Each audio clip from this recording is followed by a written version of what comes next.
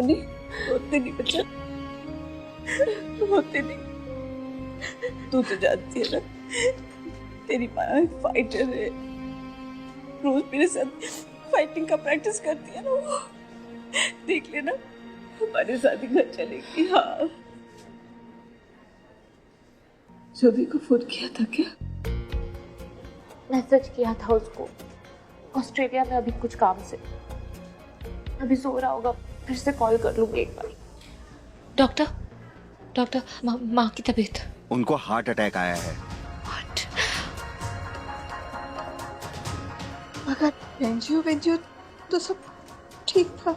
देखिए, कभी कभी माइल्ड हार्ट अटैक में रिपोर्ट्स में पता नहीं चलता है। मेरी बात ध्यान से सुनिए, अभी उन्हें सर्जरी की सख्त जरूरत है। आपको जो भी करना है आप जल्दी कीजिए डॉक्टर, बट प्लीज माँ को ठीक कर दीजिए। ओके? आप ऐसा कीजिए, पहले काउंटर पे जाके सारी फॉर्मेलिटीज पूरी कर लीजिए। कितने खर्च लगेंगे? यही कोई 10-12 लाख रुपए। 12 लाख? अच्छा, अभी मैं राउंड पे जा रहा हूँ, तब तक आप काउंटर से सारी डिटेल्स ले सकती हैं। ओके?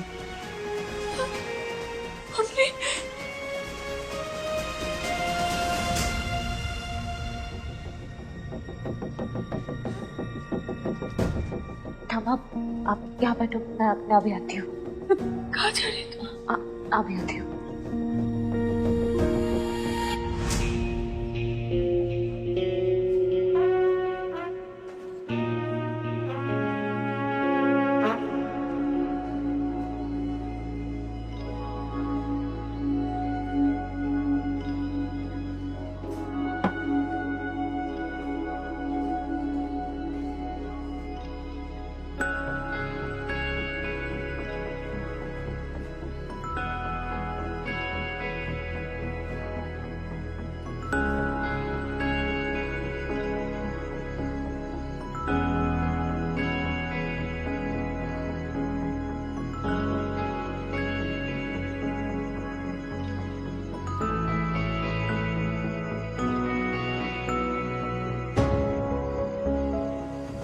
मिस कर रहे हो मुझे, मिस्टर अभिमन्यु राजधानी?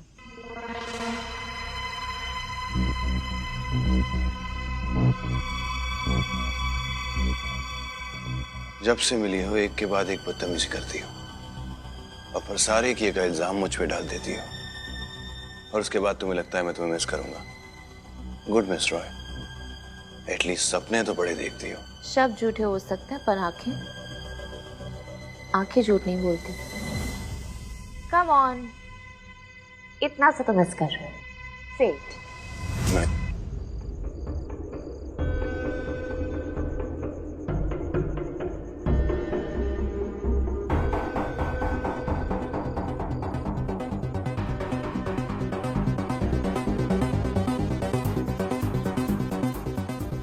वो तो चली गई बेटा, हमेशा के लिए। अब मुझे भी घर जाना है।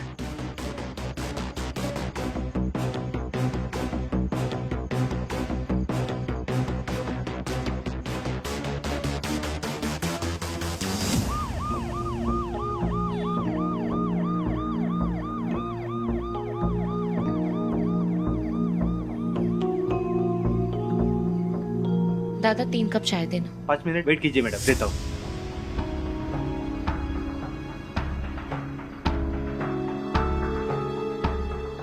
Severe heart attack. कितने खर्चे लगेंगे?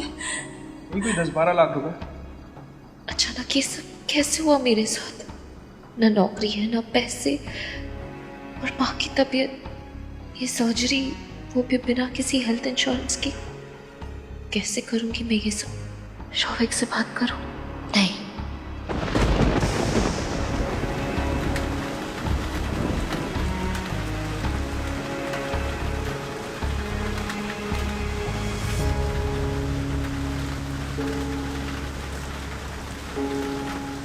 मिस्टर रिजवान आपसे मिलना चाहते हैं अपनी अगली किताब एडिट कराने के लिए।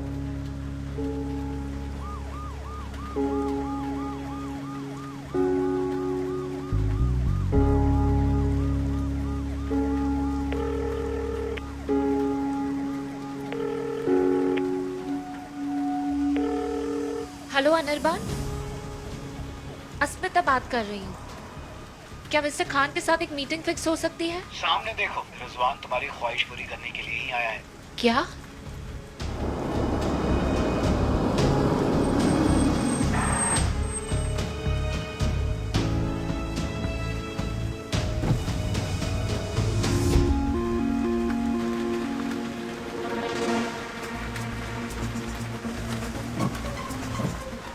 पर कैसे? नसीब अच्छा चल रहा होगा तुम्हारा शायद, तो फिर रिजवान से मिलना चाहती थी ना। आओ, इंतजार कर रहा है वो तुम्हारा।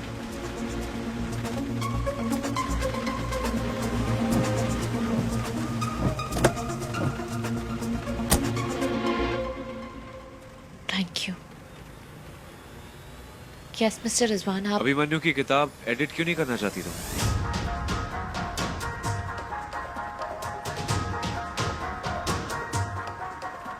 क्योंकि वो मुझे पसंद नहीं है, हमारी वाइब नहीं मिलती।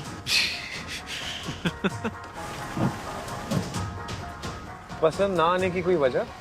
कोई किताब पढ़ी है तुमने उसकी? मैं पूरे ऑथर एसोसिएशन की तरफ से उसके भी आप पे माफी मांगता हूँ। नहीं, मैंने अभिमन्यु राजदान की कोई किताब नहीं पढ़ी और ना ही मुझे कोई इंटरेस्ट है। पर क्यों? सब्जेक्ट पसंद नहीं है या फिर सिर्फ अभिमन्यु राजदान है इसलिए? पॉपुलर फिक्शन भी नहीं पसंद। मेरा मतलब है तो उस रात पार्टी में तुमने मुझसे कहा था कि तुमने मेरी किताब पढ़ी है, क्या वो सच था?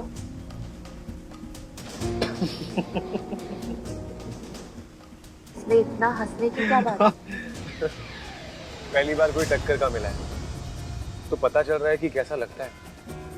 मैंने हमेशा अपने मकसद को कामयाब करने के लिए लोगों और मौकों का इस्तेमाल किया है, पर आज तो मैं खुद ही बलि का बकरा बन गया। उस पार्टी में इसलिए बुलाया था ताकि मैं अभिमन्यु को परेशान कर सकूं। I'm sorry, नहीं, इट्स ओके। इनफैक्ट मुझे तुम्हारे अंदर ये जो फायर है वो पसंद है, और तुम्हारी नापसंद भी मेरी नापसंद से काफी मिलती है, तो तुम्हें माफ करना तो बनता है। खैर, मुद्दे पर आते हैं। तुमने मुझसे कहा कि तुम्हें कमर्शियल फिक्शन पसंद नहीं है, तो तुम मेरी किताब पर काम कैसे करोगी? ऑनेस्टली अगर मेरे ऐसे हालात ना होते तो शायद मैं ना करती, पर अभी मेरे पास कोई ऑप्शन नहीं। आप इसे मेरी मजबूरी समझ लीजिए। वो कहते हैं ना, मजबूरी में चॉइसेस अक्सर बैक सीट ले लेते हैं। इंटरेस्टिंग। तो तुम ये कह रही थी कि तुम्हें अभिमन्यु पसंद नहीं है, कोई खास वजह? ऑफ कोर्स वाइब्स को छोड़कर। एक रीजन हो तो बताओ। पर एनीवेज, हम अभिमन्यु को क्यों डिस्कस कर रहे हैं? मुझे लगा आपने मुझे यहाँ इंटरव्यू के लिए बुलाया है, हम काम की बात करेंगे। Of course, you are absolutely correct miss Roy. Notice period खत्म होने के लिए कितना वक्त है? आज मेरा आखिरी दिन था। वापस ज्वाइन कर सकती हो? क्या?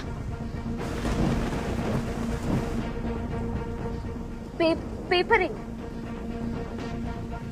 कहना क्या चाहते हो? मैं पेपरिंग वापस क्यों ज्वाइन करूंगी? गलत सवाल। पूछना तो तुम्हें यही चाहिए था कि तुमने पेपरिंग छोड़ा ही क्यों। आप कहना क्या चाहते हो? आपको अच्छी तरह से पता। क्योंकि एक बदतमीज और जिद्दी ऑथर तुम्हारे पब्लिशिंग हाउस में आया, उस कंपनी में जिसमें तुम सालों से मन लगाकर काम कर रही हो, उस कंपनी में जिसको तुमने सब कुछ दिया, अवार्ड जीते, दोस्त बनाए, खुद की तरक्की की, और तुम्हारी तरक्की की वजह से कंपनी को भी सक्सेस मिला। और फिर क्या हुआ? एक दिन उठकर तुम्हें अचानक से निकाल दिया एक ऑथर की जिद पूरी करने के लिए। एक मिनट, शायद आपको अपने फैक्ट्स चेक कर लेने चाहिए। पेपरिंग से मुझे निकाला नहीं था, वहां से रिजाइन करने का फैसला मेरा था। ऑफ कोर्स, श्योर, तुम्हारा ही फैसला था, लेकिन तुम्हारा ये फैसला तब भी वही होता अगर अभिमन्यु राजदान ने वो शर्त नहीं रखी होती कि उसकी अगली बुक तुम एडिट करोगी। आई एम सॉरी, पर बुरा मत मानना, लेकिन मैं सिर्फ यही कहना चाहता हूँ कि अगर मैं तुम्हारी जगह होता ना तो मैं बिल्कुल बर्दाश्त नहीं करता कि कोई मेरे ही घर में घुसकर गुंडागर्दी करे और मुझे ही वहां से जबरदस्ती निकलने के लिए कहे। और अगर उस एक जिद्दी आदमी की वजह से मेरे खुद के लोग, मेरे बॉसेस, मेरे कलीग्स, मेरे लोग जिनके साथ मेरा फैमिली जैसा रिश्ता है, वो सब मुझसे बात करना छोड़ दे, मुझे बाहर निकाल दे, तो क्या ये जायज है तुम्हारे लिए? मैं तो ये सोच कर परेशान हो रहा हूँ कि ये सारी कुर्बानी तुम्ही को क्यों देनी पड़ रही है। लड़ी क्यों नहीं तुम अपने हक के लिए? एंड मोर देन दैट, तुम्हें लड़ना चाहिए था अपने हक के लिए, सच को सामने लाने के लिए। अभिमन्यु को मिल गई एक फायदेमंद डील, पेपरिंग को मिल गया उनका किंग ऑफ रोमांस, जिसको पाने के लिए वो मुंह मांगी कीमत देने के लिए तैयार है। बस तुम ही हो जिसने अपने करियर की कीमत को नहीं समझा। माया तक ने तुम्हारा इस्तेमाल किया है, एंड नाउ आई थिंक कि वो वक्त आ गया है कि तुम वापस पेपरिंग जाओ और सबको करारा जवाब दो। उसके लिए चाहे तुम्हें कुछ भी करना पड़े। आपके मैनेजर ने मुझे यहाँ जॉब इंटरव्यू के लिए बुलाया था और आप यहाँ मुझे भाषण दे रहे हो कि मैं पेपरिंग वापस ज्वाइन कर लूँ। आप सब ऑथर्स इतने कंफ्यूज क्यों होते हो? चाहते क्या हो आप? पेपरिंग वापस जाओ, अभिमन्यु की बुक पर काम करो। एटलीस्ट उसे ऐसा लगना चाहिए, लेकिन असल में तुम काम करोगी मेरे लिए। तुम्हें मुझे अभिमन्यु की बुक के बारे में सब कुछ बताना होगा, concept note, plot point, beats, सब कुछ, लेकिन प्रेस में जाने से पहले। क्या? कैसे? लिसन, मैं ये नहीं कर सकती, ये मेरे उसूलों के खिलाफ है। मुझे यहाँ आना ही नहीं चाहिए था। This is all a big mistake.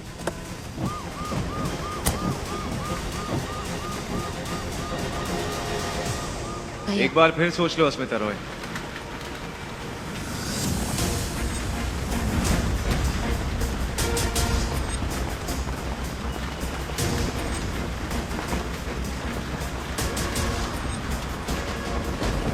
Practically सोचो अस्मिता, मुझे नहीं लगता कि तुम्हारे पास इस वक्त कोई सेविंग्स बची है, और अभी तुम्हारी माँ को सर्जरी की सबसे ज्यादा जरूरत है। तुम उस पर नजर रख रहे हो? कम ऑन अस्मिता, कैसी बात कर रही हो? तुम्हें क्या लगता है मैं कोई क्रेजी स्टॉकर हूँ? मैं तो तुमसे सिर्फ ये कह रहा हूँ कि तुम मुझे उसके कहानी के किरदार के बारे में बताओ, वो क्या सोच रहा है उसके बारे में बताओ, उसका प्लॉट के बारे में बताओ। तुम्हें बस फोन करके मुझे कुछ इन्फॉर्मेशन देनी है, that's it. And I promise you, तुम्हारे इस राज के बारे में किसी को कुछ नहीं पता चलेगा। सोच लो अस्मिता, अगर तुमने मेरी बात नहीं मानी तो हो सकता है कि जिंदगी तुम्हें अभिमन्यु राजदान को सबक सिखाने का दूसरा मौका कभी ना मिले। तुम मेरी मदद करो और बदले में मैं तुम्हारी मदद करता हूँ। डील?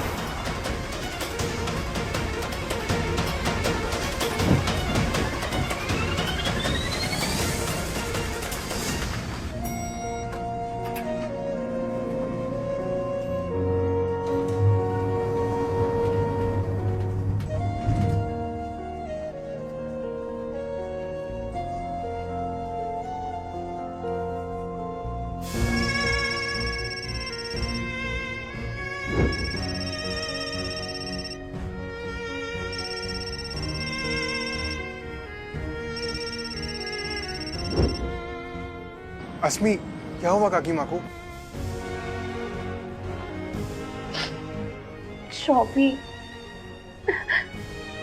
शॉबी माँ को सर्जरी की जरूरत है, वो भी immediately. I am so sorry यार, ऐसे टाइम पे तुम्हारे साथ में नहीं हूँ, बट डोंट वरी, मैंने माँ को भेज दिया है। एंड हॉस्पिटल के बिल की बिल्कुल टेंशन मत लेना। प्लीज अब लेक्चर देना मत शुरू कर देना, वो मेरी भी माँ है। Thank you Shafi, thank you. पर ये लोन है, मैं सारे पैसे वापस लौटा दूँ। तुम चाहती हो मैं तुम्हें लेक्चर दूँ अब? कम ऑन अस्मी, तुम फैमिली हो। अस्मिता,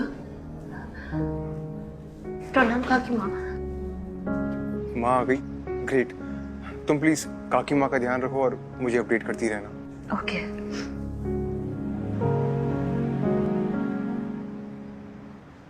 सर्जरी? बाप रे, कितने पैसे लगेंगे उसमें? 10 से 12 लाख। 10-12? शौविक ने बताया था कि हॉस्पिटल बिल जो भी हो हम तुम्हारी मदद करेंगे, लेकिन 10-12 अनेक बेशी। 1-1.5 लाख होता तो भी ठीक था। अब देखो ना, मेरा बेटा इतना बड़ा हो गया पर फिर भी उसकी कोई सेविंग हो ही नहीं पा रही है। की करे हवे, आधी सैलरी तो तुम्हारे घर के खर्चों में चली जाती है।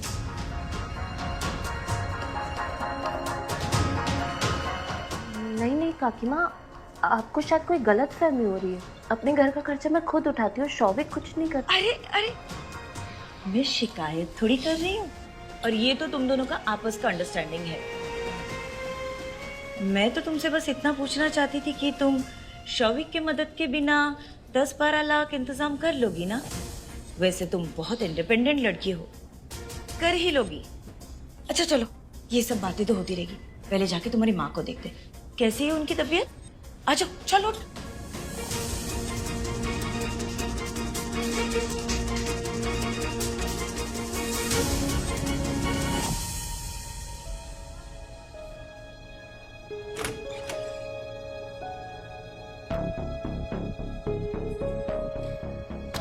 शौविक ने बताया था हॉस्पिटल बिल जो भी हो हम तुम्हारी मदद करेंगे, लेकिन 10-12 1-1.5 लाख होता तो भी ठीक था।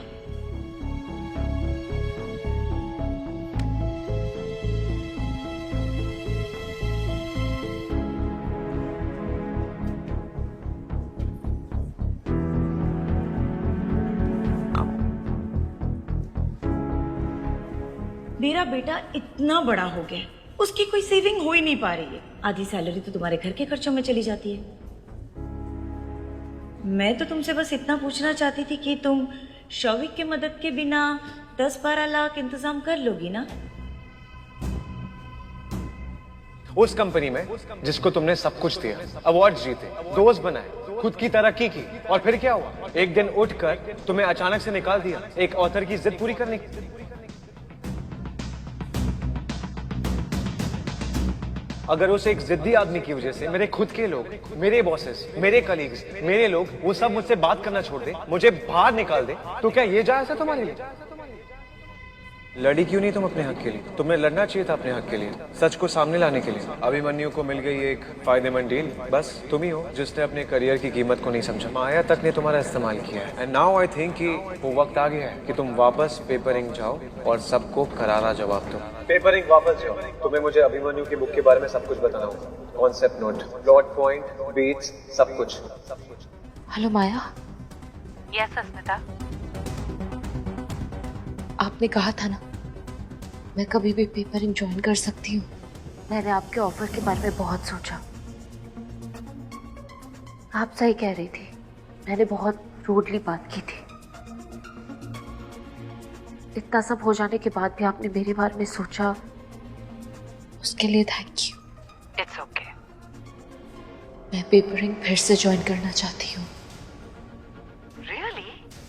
That's great news. Welcome back Asmita. कल ऑफिस आ जाना, बाकी सारी फॉर्मेलिटीज वहीं पूरी कर लेंगे। बट आई होप कि तुम ये जानती हो कि पेपर इंक में रहना मतलब अभिमन्यु की किताब एडिट करना। यस।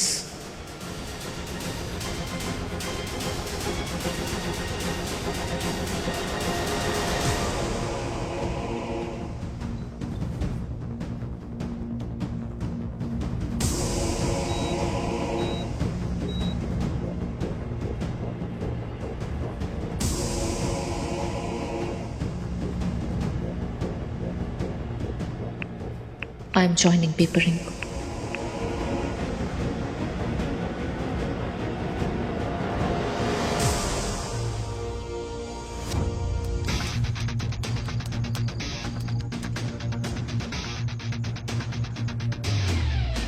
मिस्टर अभिमन्यु राजदान, मैं वापस आ रही हूँ और अब मैं अपनी जगह, अपनी जॉब, अपनी खोई रेपुटेशन सब वापस लूंगी और साथ में अपना बदला भी।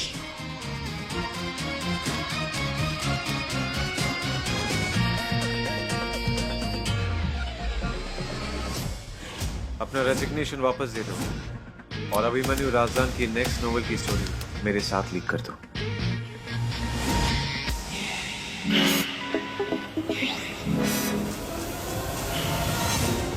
सावधान मिस्टर राजदान, मैं तुम्हारी जिंदगी में वापस आ रही हूँ। अब तुम मुझे सोचोगी और मुझे ही पढ़ोगी। I control you. तुमने मेरी लाइफ की बहुत चैप्टर लिख ली मिस्टर राजदान, अब मेरी बारी। मैं तुम्हारी बुक के साथ तुम्हारी लाइफ भी एडिट कर दूंगी मिस्टर राजदान।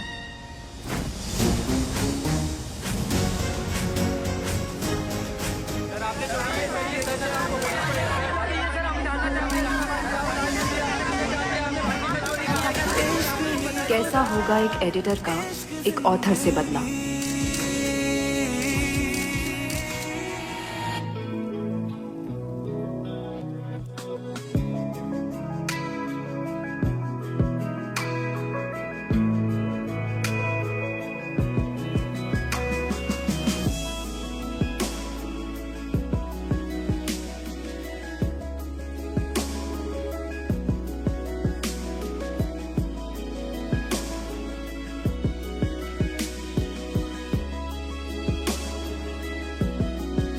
इश्क तू मेरा इश्क ही खुदा